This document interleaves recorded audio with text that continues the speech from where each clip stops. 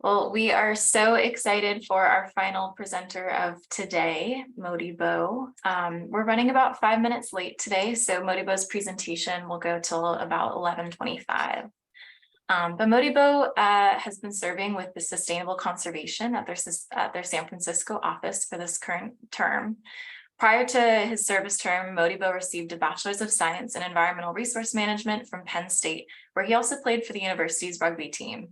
A nomadic upbringing has made it tough for Modibo to call anywhere home. He grew up in Atlanta, DC, London, and Libreville, Gabon. However, his family now resides in Lagos, Nigeria. He is driven towards environmental work as a result of climate change and its consequences across West Africa and Sahel, namely water scarcity. So naturally, his primary focus lies in developing systems of sustainable water management. Outside of work, Modibo enjoys watching or playing soccer and rugby, making music, biking around, and spending time in nature. Thank you so much, Modibo. I'm very excited to have you as our final speaker of today, and I'll pass things over to you. Hey everyone, thanks Eliza for the introduction. That was very nice. And you see the screen.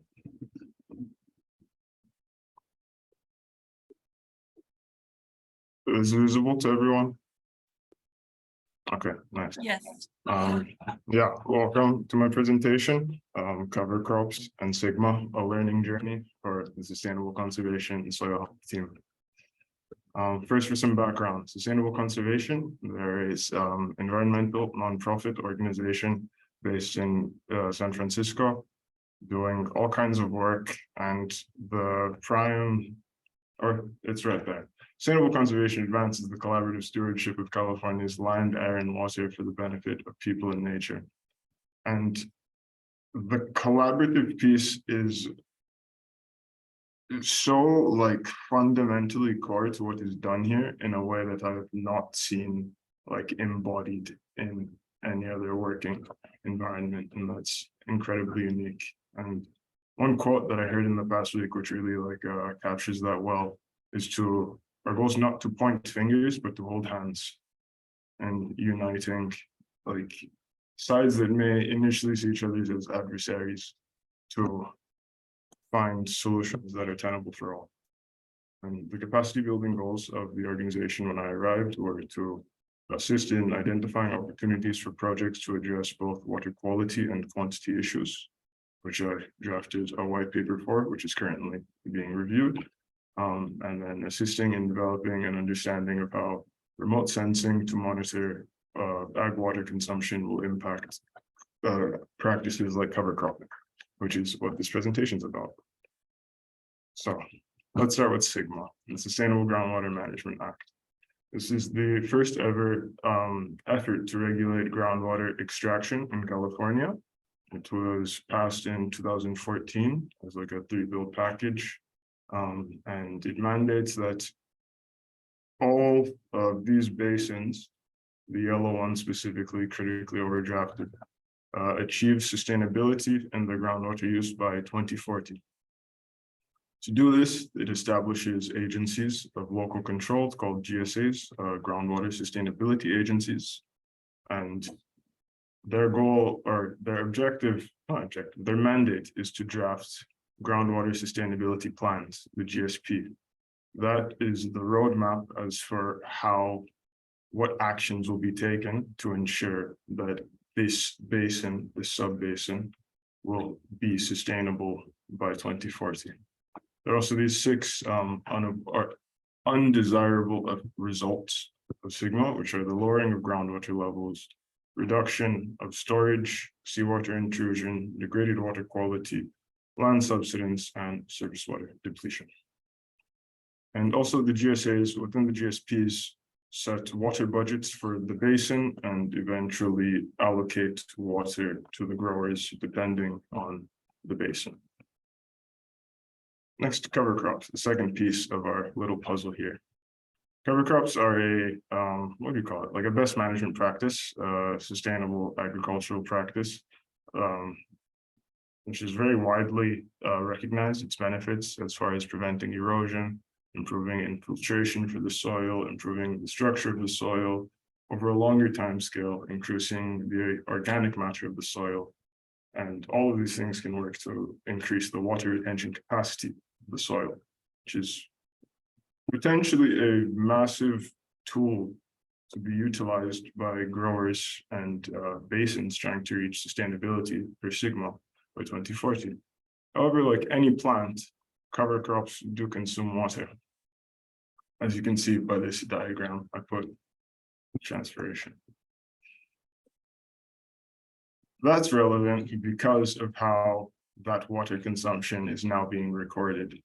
The agencies, the groundwater sustainability agencies, the GSAs, are transitioning to using, not transitioning, but they're using remote sensing rather than placing meters on every well to measure how much water is pumped. Rather, it's a remote sensing technique that uses all kinds of models and algorithms to deduce what portion of that evapotranspirative loss can be accounted to the groundwater that would have been extracted for that to be consumed by the plant. It's kind of magical, honestly. But yeah, it's a way easier method for measuring the water consumption, even though it can be very convoluted and there's a lot of variability in how that like the input could be received given on how things are modeled and whatnot. So all of this led us to this first convening. All of this uncertainty around how cover crops would impact water budgets under Sigma from the GSAs led us to wanting to establish a base of knowledge among other organizations working in the space, other experts in the field, as to what do we know and where do we see uncertainties in how cover crops will affect water budgets as they've currently been presented by the GSAs, and where can growers act to mitigate the water consumption of their cover crops. And my task for this was to help in identifying what is and isn't known about how the cover crops are impacting the water budgets. We learned from this convening that experts widely agree upon the benefits of cover cropping, even within Sigma, or as a tool for achieving Sigma sustainability. We also learned that equipment needs are a very significant barrier to grower adoption, along with the inherent uncertainty of the climate regime in California as it pertains to water. And we need a far better understanding of how BET platforms are operating, given as to how much variability can occur in their readings. Also, these convenings, all three, were hosted in partnership with UC Cooperative Extension, UC Ag and Natural Resources, California Association of Resource Conservation Districts, California Department of Food and Agriculture, and the Natural Resources Conservation Service. And here's a picture from that first convening. It was hosted at UC Merced, like towards the end of last October, I want to say. And from that convening, we then went to the second one, where we were more investigating the data needs of the GSAs and how that data is given to them kind of by the ET platforms. So to improve the understanding of the water models used by the ET platforms and the data needs of the GSAs. And my task here was to look for trends between like the approaches of the models that the GSAs would be using and which ET platform they're using to like track if that is if there's connection there. And what we learned from this one was that we didn't have a very clear idea of how exactly GSAs at large were implementing their ET data, specifically in their policies and the regulations. And because the GSAs are also, they're given a lot of leeway in how they operate, which leads to a lot of variation throughout how they set their systems up. And one of the best things we learned from this one is that only a handful of GSAs, I think about 7 or so out of the 95 or so that exist, had developed like fully prepared allocation schemes for farmers at that point, which meant that we still had time to like meaningfully contribute in how these things are farmed. Here's a picture from that convening. This was in Sacramento, last November. And then eventually we got to the third convening, which was this past May. The third convening, it's in the build-up to this one that I feel like my perspective was changed the most. I feel like the rest of the team would agree to. Because we dug far more into like the modeling, like the water modeling. Yeah, let me not get ahead of myself. Our goal here was to share our findings on the water model used by the Department of Water Resources, DWR, to gather recommendations from the experts we had been convening with. And our guiding question was how will water budgets, allocations, and the consumptive use of water affect adoption of cover crops? And my task here was to analyze the GSA policies and regulations and GSPs for measures that could be perceived as discouraging, or that could potentially discourage the adoption of cover crops, whether intentional or not, and to identify or help the rest of the team in identifying potential points of leverage in the DWR water model, which is what the GSAs use, and other supplemental data like the historical range they use for the average precipitation or things like that. And it's like setting the baselines for their water models. Here, what we learned is that there is no explicit penalty for cover cropping, which is, that's like one of the first things I heard when I came here was that the kind of a rumor, not a rumor, but like it's a very valid fear from the growers' behalf that they would be penalized from the excess water consumption from having planted a cover crop. But that's because the model water or the water model used by DWR and then used by the GSAs is incapable of accounting for the water benefits of the cover crop because they occur at the parcel scale, whereas these models were developed to operate at the basin scale. So that's like the fundamental incongruity that has resulted in this kind of conundrum. And from there, we realized we should collectively assemble a white paper with the convening partners and present these findings to the Department of Water Resources and water managers. Oh, and this is a picture from that convening. It was not this empty the whole time. This was just towards the end. I forgot to take pictures earlier because I was very engaged, very into it. Yeah. And I was also helping with facilitation at all of these convenings, and that was really fun, actually. Yeah, it's very good, fun and curious. And here's a picture of us, the soil health team. Sam, or I should point. There's Sam, Ryan, Sarah, Elliot, and me. I would like to thank them a lot for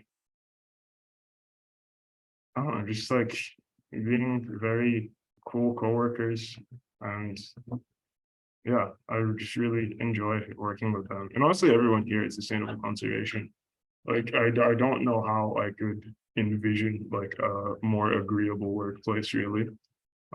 It's kind of crazy how just like pleasant and welcoming and warm everybody here is. And then my learning journey throughout all of this. So policy research as a whole is very, very new to me because I mean, like it was part of my coursework, but I was far more trained as a scientist from like since I was in high school, honestly. That's been my main focus. So it was like an interesting, not challenge, but like shift to my perspective and looking at like the things next to this direct work. And then also working on two fronts I was working both with the recharge team, the water team, It's the paper I mentioned earlier, and then with the soil health theme here on a series of convenings. And working on those two, like I really liked it because I constantly felt like engaged and excited about what I was doing. But it like, especially earlier on, there was, because it's so much to learn at the same time too. It was just, yeah, very jumbling at times as for like what's fitting where. But now I feel like I'm very sorted in that, and I have a pretty good understanding of like all the kind of craziness of the work that we do. And the biggest thing I would say is I've developed a massive new interest in like the work adjacent to just doing like academic scientific research. Because prior to this, that was pretty much like like that's what I saw myself doing, like nothing else really.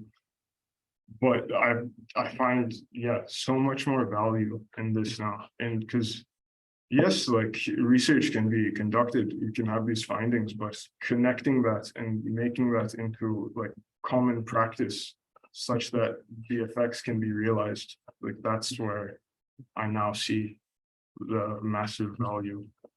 And yeah, I find that just, yeah, I'm grateful for that. And generally also this was just, yeah, massive life adjustment. I kind of just like flung myself halfway across the world randomly off this job offer, and it's very ridiculous how well things have turned out for such like kind of random decision. And yeah, that's what this last, or not this one, that's what this one's about. I'd like to say thank you to everyone I've like met throughout this year. I would say that's like what surprised me the most more than anything is like the quality and quantity of connections I've made is like unimaginable to me upon like applying to this. Because like I knew no people my age coming here, and then to be introduced to GrizzlyCorps, and yeah, it's just it's shout out to Eliza and Jasmine and Michelle for organizing all of this. And yeah, it's magical in a sense what you guys have done, like gathering this group of people that are so fundamentally compatible that it's kind of strange. And yeah, shout out to everyone at Sustainable Conservation for making me feel at home. Shout out to all of you guys, yes, for making me feel at home in like what feels kind of like the most foreign place I've been to. Because I'm grateful to everyone I've met. And also I'll be here next year. That's like I'll be back with Sustainable Conservation. I'm doing GrizzlyCorps again. I should have said that at some point. So yeah, things are good. And I love everyone, and thank you all. Thank you, Modibo. If anyone has comments or questions, feel free to raise your hand or unmute yourself.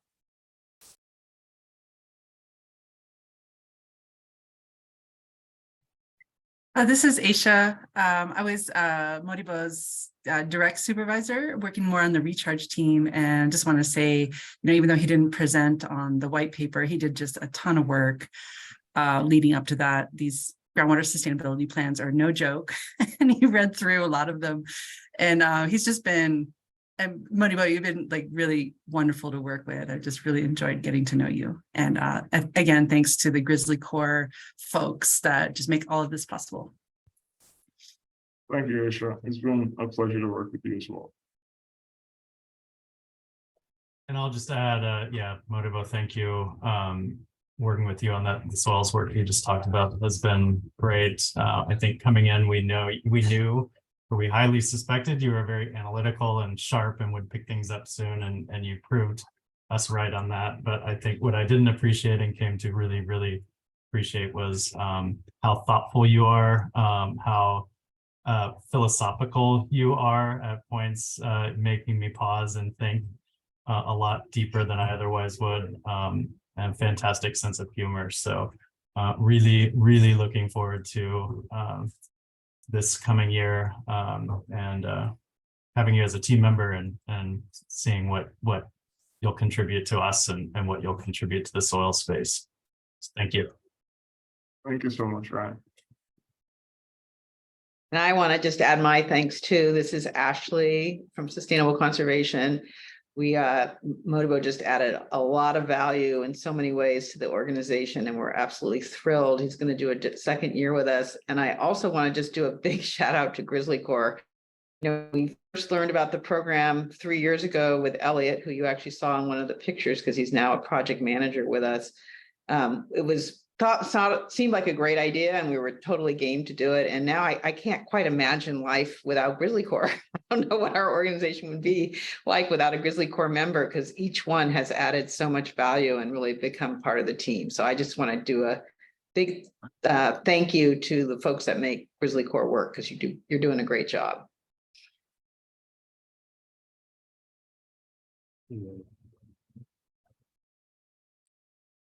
Well, thanks everyone for the appreciation for program, and particularly for Modibo.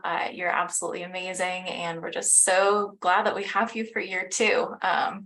I think second years are probably one of my favorite parts of the program. So just very, very excited to have you back on the team. Thanks everyone for tuning in today. Thank you to all of our presenters. And we'll have presentations for the rest of the week. So if you want to pop in, hear more from GrizzlyCorps fellows, tomorrow our presentations are going to start at 3 p.m. And run until about 4:20. But thank you so much. I appreciate everything and hope you all have a great rest of your Monday.